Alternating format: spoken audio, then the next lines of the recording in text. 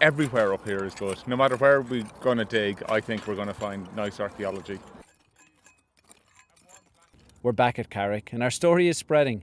And this summer we're moving to the last of the cuttings from the 1980s and our students are coming from closer to home. Just being from Wexford, a lot about how he did come through here and Ferns and Dear McMurrogh, but I didn't realise quite how that this site was here and how important it was. However, they still have to grapple with all the strands of history that took root here 850 years ago.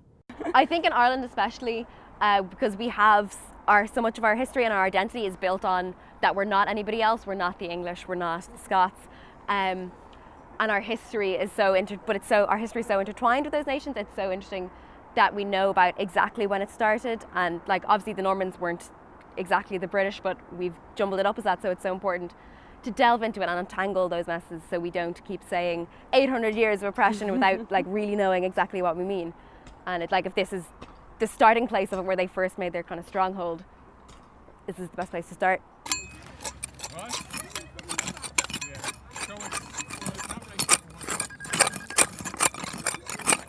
Everywhere up here is good. No matter where we're going to dig, I think we're going to find nice archaeology. It's particularly good at the moment because we're reopening the trenches from the 80s, so we're not having to dig through up to a metre of topsoil or overburden over the archaeology. We're getting straight down onto it, but no, we've got lots and lots, many more walls than Christmas and or January, I should say, and we've got a nice few finds already, so it's looking well. We knew there was a lot here, so we knew that the curtain wall was here from Clare's, and we knew there was that two corner walls we picked up of that masonry structure. So we definitely knew those two things were here, and it's also speculated, can't see it on camera now, but we're standing on a sort of level platform. So it's also been speculated this would be the most likely site for the gatehouse, if the gatehouse was to face east towards the town. So yeah, it's an exciting area, the site. I mean, both areas are equally exciting really. We had the 12th century burnt out structures on the other cuttings, but there's probably more to see in this. Dennis is not wrong. Clover Little has found an important piece of history here already this summer. So the oxidation plus the roundness told me that it was either a coin or a token, something metallic at the very least. Clover and Maddie dove straight into some research. The coin is dated 1792 and the first bridge at Ferrycarrig was built with stone from this site in 1795.